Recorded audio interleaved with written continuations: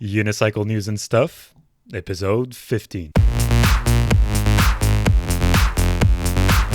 Welcome back, everybody. Today I have a very special guest, and I'm very excited to talk with this guest. And without any further ado, let me introduce him. His name is Billy. He's an urban unicyclist from Shenzhen in China. He's been riding since 2017, but only started urban unicycling since 2019 while studying abroad. You've most likely seen him in his latest video called Tricycle, alongside with his fellow Chinese urban unicyclist King Kong and Xinjian. Billy, welcome to the show. Hi, Emil. Thanks for having me. Yeah, it's a pleasure, man. All right. Well, I wanted to invite you because I feel like most of the urban unicycling community doesn't know anything about unicycling in general in China, and even less about urban unicycling in China. So I had a couple of questions for you. Yeah. Well, first off, do you guys have any group or a club that you're part of? Um, so if you noticed in King Kong's video, well, the video that we took, the tricycle video, Hmm. I think in the beginning there's a logo that represents his club. It's called Unicorn Unicycles, unicorn the animal, Yeah, yeah, and yeah, yeah. he runs this group and organizes local meetups every month. I think, yeah, every month in his city, in Guangzhou. And that's one of the cities where the three of us met and filmed the video. Nice, man. Um, yeah, It really does seem like there are not many urban unicyclists in China. Is that just because we don't see the videos because they're not posted on Facebook, for example? Or is there a lot? Is there a big urban unicycling scene in China? no, unfortunately, like no, not at all. It's like the scene is very small, and I really don't see a trend of it growing. So, well, if we're talking strictly about street trials and flat, then really there's not many at all. Um, there's probably like around a dozen urban riders in the entire country. Wow. Only like yeah, about like 15, 20ish, I think, or less. Well, who are active actually, because Yeah, yeah, yeah. um, and most of them are still in, I say, in the trials stage. Not, you know how everyone starts with trials and kind of moves to street or flatland. Uh, no offense though, because Qingdian is childless and he's so good. Um, there are not many urban riders at all in China. Oh, that's a shame. But are there a lot of other riders that just do Yeah, unicycling, like yeah, riding around or freestyle? yeah. There's a lot of freestyle race, mountain, or just on the good old 36 inch. Uh, we have a national group chat. This up has about 300, 400 people. And most of them ride 36, maybe a little bit of Muni. A lot of them just ride for fun. Um, 24 inch and 36. Yeah, I think those are the most common.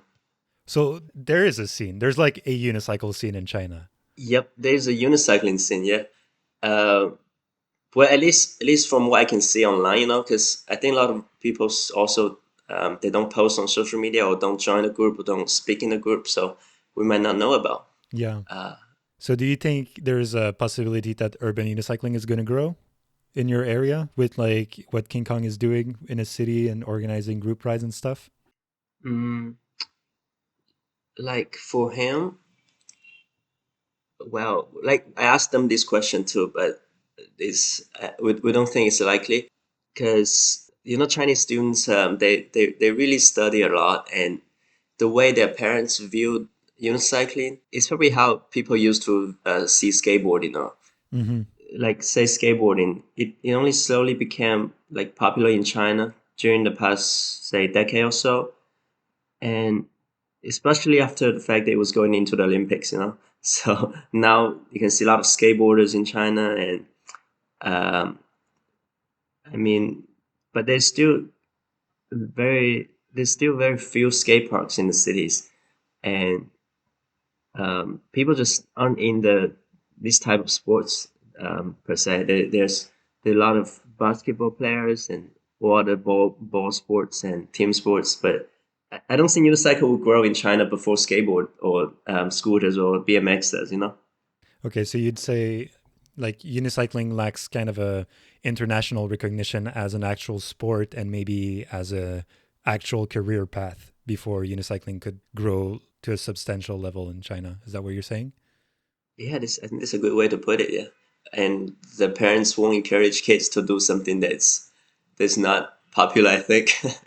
Damn. Well, it sounds like you guys have twice as much work to do than a lot of other people to try to get like new riders to pop out and just join rides. It's hard, yeah.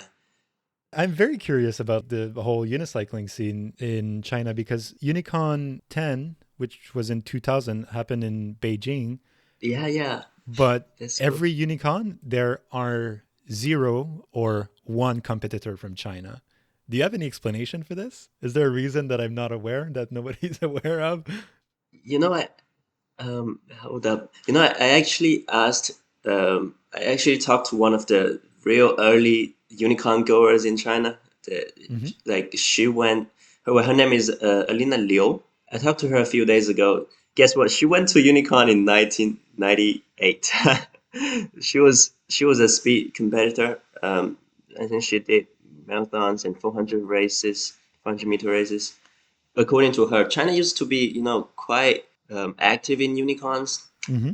Let me look at my notes here. Actually, she sent me some info because I didn't even know China hosted Unicorn 10 in Beijing. Were you even born then? I was born in '97. Okay, yeah. Oh, you were 3 years old at least, right? Yeah, You could have no, attended. could have gone. Yeah. So China used to lead a national team to unicorns back in last century, literally, from Unicorn 9 in Germany and all the way to 2004 In in Japan. Unicorn 12 in Tokyo. China's national team went together with the Hong Kong team, according to Alina. Then it was Unicorn 11 in Seattle. In that particular one in Seattle, China sent 12 competitors and took home 24 gold medals, Wow. according to Alina. That's crazy, yeah. Yeah, yeah, yeah. So I said China used to be very involved, at least nationally, very involved in the unicorn. But however, there wasn't any urban riders. They were all marathon and race. Yeah, I mean, urban unicycling barely existed in 2000 anyway. Yeah, I guess. So, is a change going to happen at the next Unicon? Are we going to see some Chinese unicyclists? Bro, I was planning to go to Unicorn 20, and COVID happened, and 2021 is gone now. 2022, I hope I can make it, man. King Kong actually been to one. King Kong went to Unicorn, what was it, 19 in Korea? Oh, he was the one. He was the only Chinese participant, Then, if I'm not oh, you mistaken. went there too, right? Yeah, that was him. Oh, damn. Oh, Mhm. that means that we probably met. Oh, I Damn. guess, yeah, because Korea was relatively closer to China, so Yeah. that's why he could make it. I guess there was, well, I think there's always riders from Taiwan and maybe Hong Kong, but I can represent them. I don't know what's the scene there. Yeah, there's a couple of writers in Taiwan. Mm. There's Jinny Chu and Ehud Lee as well, I'm sure. And I know there's a couple of more Yeah, people. yeah, I know him immediately. Yeah, we chat in the same group chat. Oh, nice. And I know for sure that there's some people as well from Hong Kong because there's always, I always see the flag every Unicon. So there's always a couple of people. But I remember seeing there was one participant from China in Korea. And I was like, wow, why is there no one? It never crossed my mind before that such a big country had only one or no participant at all. Yeah, Well, it's really good to see like you guys writing, and that new video was fire. it was fun to Definitely, make. you guys are new for on the urban unicycling scene, Mm. and I think the feedback overall was pretty good for that video. I don't think we ever expect people that you don't know about to throw the biggest trick, but this video was so enjoyable because the writing is fairly good, and it comes from somewhere that we've never seen urban unicycling at all. So I feel like whatever you would have put out, it would have been nice, but this was actually a really good video. Like good writing, good filming. It was really enjoyable. Yeah, thanks, man. The filming and editing was pretty good. King Kong's good at that. He's put out a few videos by himself. He's done a pretty good job on editing. I haven't seen the feedback on Facebook yet, but I heard that people like it. Yeah, nice. I'm happy. Yeah, you should definitely post it on Skirt. That's where it's happening now, you know? You should post that video on Yeah, Skirt. yeah, yeah. But I talked to I've been on Skirt, yeah. I talk about this video to a couple of people, like not even just in comments on Facebook, but directly in private messages. And yeah. Oh wow, yeah, nice. Well, yeah, there's one more thing that like about 20 the unicorn question. Yeah, yeah, yeah. So according to Alina again, like she said that China stopped going to unicorns after Tokyo one, after 2004. The reason was because the Chinese administration of sports just stopped funding the program. So Mm-hmm. so the China team just kind of vanished from the unicorns afterwards. And yeah, Oh, that's a shame. yeah, I think it's a shame too that they don't train any urban riders or riders to do urban disciplines. It would have been fun. Yeah, well, there's one way to change that and is get involved. I know, right? Write them some emails. That's the thing. Though. Riders always just want to ride, they don't want to organize, but we always need people to get involved. Mm. So that means you don't have any urban unicycling competitions. Oh, yo, no, there's actually is, yeah. There is. Yeah, there's competitions in China. I don't know if you have seen it. It's called UNIMAN China. No, I have not seen it. Based on what I asked him and stuff, because I'm completely new to riding in China in general. I think I just came back last October. So there are a few events in China, but the only one with urban disciplines is UNIMAN China. It's organized by unicycle.com, I think. Yeah. And there's trials and maybe some street and flatland, definitely. Oh, that's really cool. I wish I could go to one of them yet, but this year it might be hard to organize one. I don't know. Yeah, with COVID and all. Hmm. But the last UNIMAN though was 2019. One Japanese rider, one very good Japanese rider, actually came to Guangzhou to attend the event. It's Nice. pretty fun because there's like NAUCC and LAUCC. I wish there's like a CUCC, a cook, CNUCC maybe. Yeah, or like a East Asia unicycle convention and competition. Oh yeah, East Asia, man, that would be fun. Like European ones, yeah. Should get the Korean riders and Japanese riders together. Yeah. I mean, you could always organize it. It just takes motivation, and if you make it happen, I feel like Yeah, there aren't, at least to my knowledge, so many riders, urban riders in Asia, but most probably all the urban riders would be very interested. So you could probably do a poll or something and probably make it happen. man, it sounds exciting. I was thinking about it. So just to put our listeners a bit in context, you said you haven't been riding in China for so long. That's because you've been studying abroad in America and in Chile. I wanted to have all three of you, King Kong, Xindian, and yourself on the podcast, but there was kind of a language barrier, so you came by yourself. But you've already talked a bit about the questions I've been asking you with King Kong and Xindian, right? Yeah. I asked them if they want to come together with me, but the language barrier is it's just hard because you talk something and then I translate in Chinese to them, and then they speak something to me and then I translate it to you. It'll be a mess, I think. It's all right. They're here in spirit. Hopefully their English gets better, or I learn Chinese. That all Oh could yeah. also happen. Although maybe it would take a while before I could conduct an interview. But anyway, Yeah, the language isn't a problem when other riders visited, because King Kong has met with a few people from Tyrion, Australian rider Tyrion. I forgot his last yeah, name. Tyrion Nankevo. Yeah, he visited Guangzhou in 2018, and then they met and rode. Oh, so you've been having a couple of writers coming over. Yeah. A few, yeah, that have met with King Kong. Yep. Nice. Yeah, Aiden visited Shanghai too, but he didn't get a chance to meet him because Shanghai is quite far from Guangzhou. Damn. So that video, when did you guys film that video, Tricycle? It's pretty recent, no?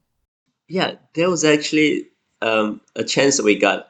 It's pretty hard for us to get together and film stuff because, of course, we live in different cities, and Qingdian is from the north. It's like a 3-hour flight to get here.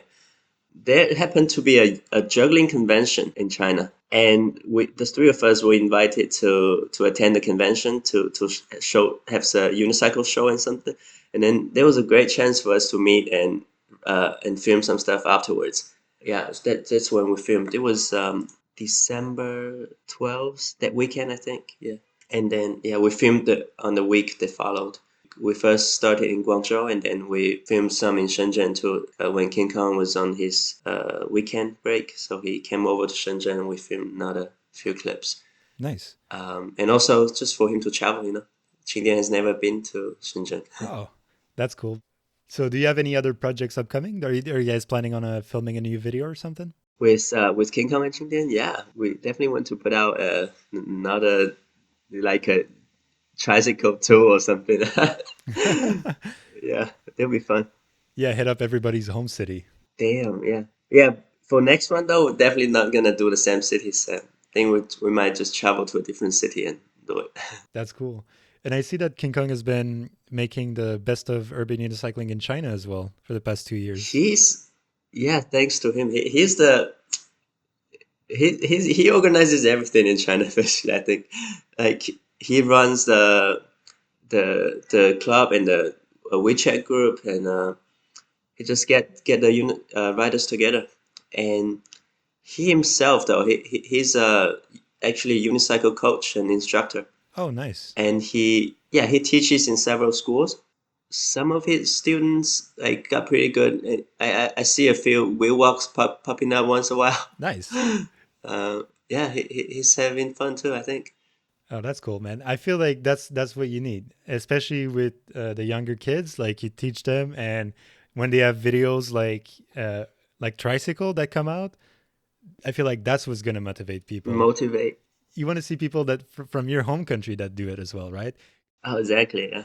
From my understanding, people don't really check YouTube in China, or you need a VPN to check YouTube. No, it's not big. If Eli Brill posts a video on YouTube, it's not really gonna have the same reach as if you guys post it on social media where you don't need a VPN to see it, right? Yeah, yeah. It feels distant when we see riders from abroad. Just crazy good riders. It feels distant sometimes. So for the other riders, they definitely want to see more local content. Yeah, and I feel like you guys are pretty much pioneering urban unicycling in China right now. You're gonna be the one that people look up to. Ooh, yeah, No I hope so, pressure. but I'm Sorry. yes, I'm really not in the place to to say that because I really got in the game pretty late, and it was well before me and King Kong and the other riders and Ed Hart Lee from Taiwan too. He studied in Shanghai. They were the ones that attended the earlier events in China. Hmm. Um, from the videos I see at least and pictures they posted. Yeah. So when I say you guys, I don't mean to exclude anyone that I have not named, but I feel like um, Yeah, you guys, at least definitely.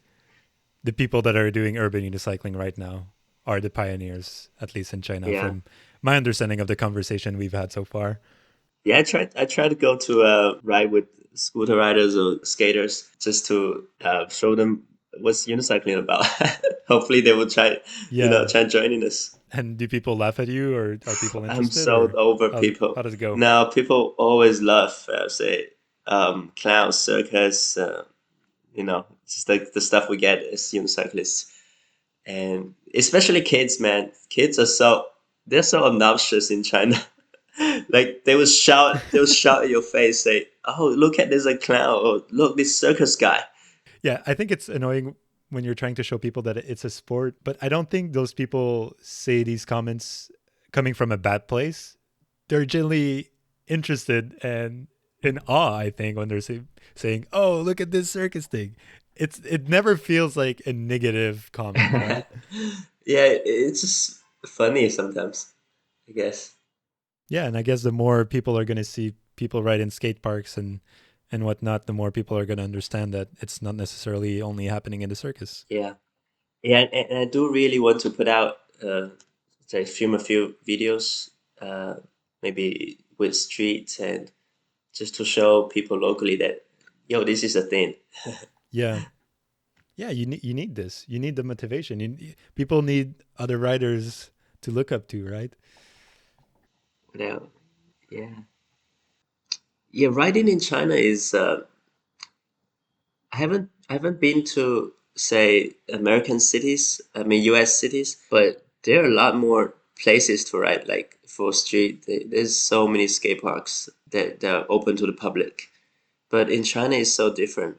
At least for street, there isn't free skate parks, and everywhere you go, there's a entrance fee. Because otherwise, if it's free, it'll be packed with people. Is riding in the street difficult? Like you always get Um, kicked out of spots and it's whatnot? not hard to find flat spots. So no, there are good plazas and stuff. But for skate parks, I'm just saying skate parks to practice. Say a handrail or whatever. Um, Hmm. those are hard to get because first of all, there's just very very few skate parks in the cities in general. So I guess you have to be twice as good as everyone else that have access to a skate park and just hit that rail directly. Yeah, just go to the only one and just practice there all the time. Yeah, until you get kicked out and then come back the next day. Uh, but just look at the videos the video that we just put out. There were some spots for trials. Like we did some There's some good parts for trials, and I think it just depends on how good we are. If we're good, there are so many spots available that we just cannot do tricks on. Oh yeah, but that's the thing, right? There's always Yeah, a spot. There's always something you can ride on. There's always a creative obstacle you can find some ways to do tricks or a line. But there's a difference between like a spot that's easy and nice to ride at, where you can do everything, and there's other spots that you can always find something creative to do. But the first one, I feel like it's difficult to find like a good spot where it's like, oh yeah, this is a nice perfect. four set Mm, where tricks are going to be easy. There's a little ledge so we can hop. mm. And when we were like walking around in the city and looking at spots, we were like, hey, this is how Mimo would do this. This is how the other riders do this. We're like just comparing it. Oh yeah, man. Back when I was riding a lot, I would go on Google Street View and just look at every park and every school and every big building to check if there was nice stair sets or nice handrails. And I would with Hugo Duguay, we would have like a custom map and we would put pins on the map and say, here's a 5 set, 7 set with a long handrail. Here looks like a nice ledge to hop. That's like This is a very good idea, except that Google Maps is not available here. Yeah, do you have We don't have. There's no street view. Oh, you don't have an equivalent of Street View? No, there's no satellite view. I mean, Oh, yeah, that's true. Hmm. yeah. So and the Chinese app and the Chinese maps don't offer the street The views. Street View. Hmm. The one idea that I was thinking though was to hook up with the BMX or skaters, and to see where they ride. So I'm trying to join their group and to see where they go normally to film or to do street. Yeah, I was just gonna say that was another way I used to find spot was watching skateboarding and BMX and any kind of urban sport where they would film their videos and be like, oh, well, yeah, that's a good spot. I know where this is. Or, Yeah. oh, yeah, that was in Montreal. It's not that we don't. It's not that the Chinese riders they don't want to connect with the people outside China. It's just first of all using the apps require VPN, and VPN requires money, Yeah. and for riders for normal riders who just want to have fun and stuff. They don't really have the motivation to go out and connect with other people, talk to them. It's not necessarily the language because there's always translators, and it just I think China. It's a kind of the riders in China kind of riding in their own atmosphere now. Yeah. Just And there's a big group chat, and if they want to connect, they have many extra steps that other people might not have. Whereas the language barrier, the money for the VPN, right? yeah, What about skirts? Do you guys need a VPN to visit skirt? I don't think so. And I have been promoting skirt in the group. I guess I don't know if you noticed. There was a new Chinese rider who just posted something on skirt.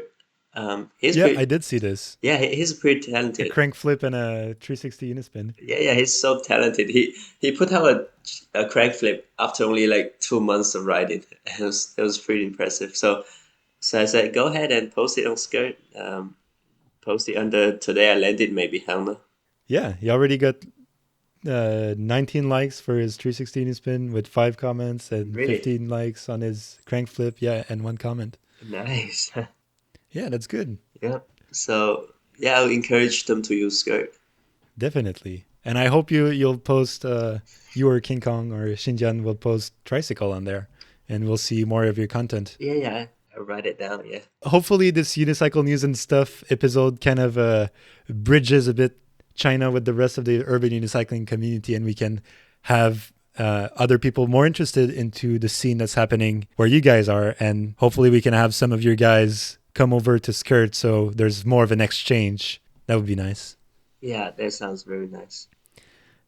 So I think that about wraps it up for the episode. Billy, thank you so much for being on here and explaining everything to me and our listeners. I learned a lot today, and hopefully others learned a lot, and we'll hopefully see more content coming out from China. Yeah, definitely. We'll definitely post more stuff. And, doing this episode, I just really hope to encourage other riders to visit China. It's so fun here, and we're really excited to have more international riders come visit all the time. Always. When COVID is over, you heard the message, guys. Go over to China, visit Xinjiang, King Kong, and Billy and all those others urban unicyclists with the new and upcoming fresh scene of urban unicycling in China. That's been it for today. Peace.